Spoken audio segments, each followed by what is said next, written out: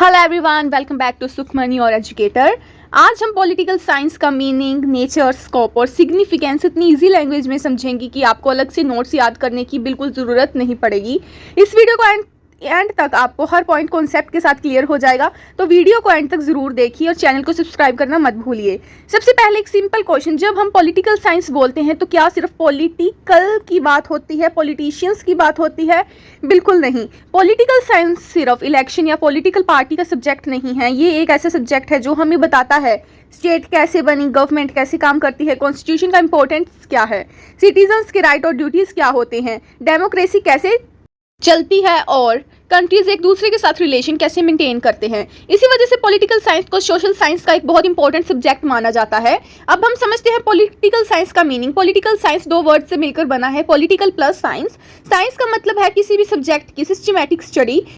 Political का relation politics से है। पॉलिटिक्स वर्ड ग्रीक लैंग्वेज के वर्ड पॉलिस से आया है। पॉलिश का मीनिंग होता है सिटी स्टेट। एंशियंट ग्रीस में छोटे छोटे सिटी स्टेट होते थे और वहीं से पॉलिटिक्स का कॉन्सेप्ट डेवलप हुआ। इसलिए पॉलिटिकल साइंस का सिंपल मीनिंग है the systematic study of state, government, power, political institution and relationship between citizens and state.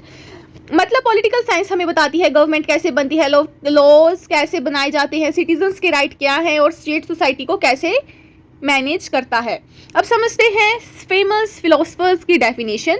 सबसे फेमस फिलोसफर है एरिस्टोटल। उन्हें फादर ऑफ पॉलिटिकल साइंस कहा जाता है। उन्होंने पॉलिटिकल साइंस को मास्टर साइंस कहा है, ऐसे इसलिए क्योंकि उनके अकॉर्डिंग स्टेट का मेन पर्पस ह्यूमन लाइफ को बेटर बनाना है। अब जान लेते हैं एक और फिलोसफर की डेफिनेशन, गार्नर। गार्नर ने कहा है political science begins and and with state. मतलब उनके अकॉर्डिंग पॉलिटिकल साइंस का मेन फोकस स्टेट है।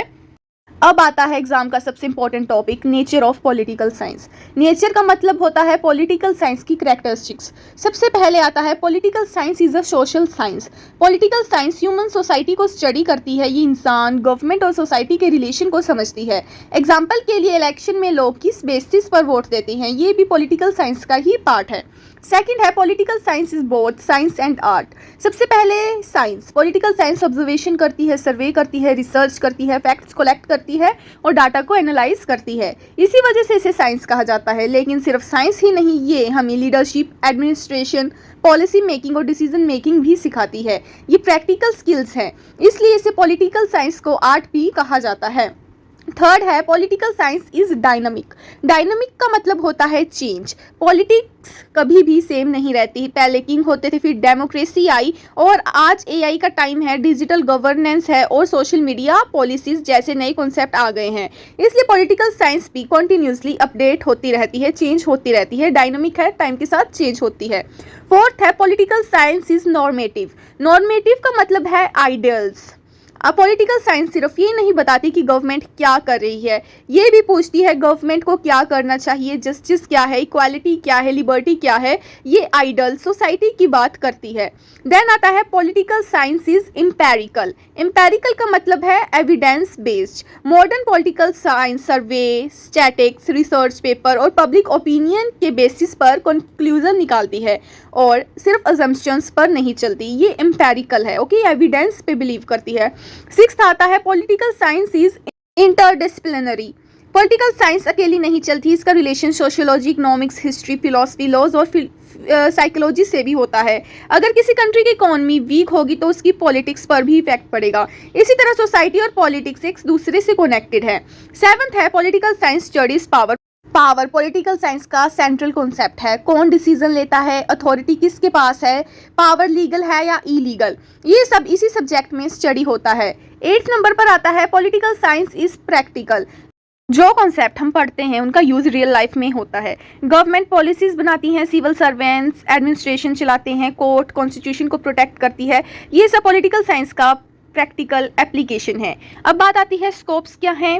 स्कोप का मतलब होता है पॉलिटिकल साइंस किन किन एरियाज को कवर करती है। सबसे पहला स्टेट, स्टेट का ओरिजिन, नेचर, सॉवरेनिटी और फंक्शन। सेकंड है हमारा government, legislature, executive and judiciary को भी ये देखती है। थर्ड है कॉन्स्टिट्यूशन, कॉन्स्टिट्यूशन की इंपॉर्टेंस, अमेंडमेंट्स और कॉन्स्टिट्यूशन के प्रिंसिपल्स। देन आता है पॉलिटिकल इंस्टीट्यूशंस, कहाँ कहाँ देखती है ये, पार्लियामेंट, प्रेसिडेंट, पीएम, कैबिनेट और इलेक्शन कमीशन। सिक्स्थ है public administration, government updates, government departments और सिविल सर्विसेज की स्टडी। 7th है पब्लिक पॉलिसी, गवर्नमेंट पॉलिसीज कैसे बनाती हैं और कैसे इंप्लीमेंट होती हैं। 8th है कंपैरेटिव पॉलिटिक्स, इंडिया की पॉलिटिकल सिस्टम को अमेरिका, ब्रिटेन या फ्रांस के साथ कंपेयर करती है, कंपैरिजन करती है। 9th है इंटरनेशनल रिलेशन, कंट्री के बीच रिलेशन, डिप्लोमेसी, फॉरेन पॉलिसी और इंटरनेशनल ऑर्गेनाइजेशन जैसे यूनाइटेड नेशंस। 10th है पॉलिटिकल बिहेवियर, लोग वोट क्यों देते हैं, पॉलिटिकल पार्टी का इन्फ्लुएंस कैसे होता है, पब्लिक ओपिनियन कैसे बनती है। देन आता है 11th पॉलिटिकल इकोनॉमी, पॉलिटिकल और इकोनॉमी का रिलेशन। फिर आता है इन्वायरमेंटल पॉलिटिक्स, क्लाइमेट चेंज और सब्स्टिट्यूशन डेवलपमेंट जैसे इश्यूज को डिस्कस करती है ये। 13th आता है हमारा digital policies, social media, AI, cyber security and e governance. आज के टाइम में पॉलिटिकल साइंस का स्कोप बहुत वाइड हो चुका है। अब समझते हैं पॉलिटिकल साइंस इंपॉर्टेंट क्यों है। सबसे पहली, गवर्नमेंट को समझने में हमें हेल्प करती है, ये सिग्निफिकेंस है इसके। दूसरा, ये रिस्पॉन्सिबल सिटीजन्स बनाती है, हमें अपने राइट्स और ड्यूटीज समझाती है।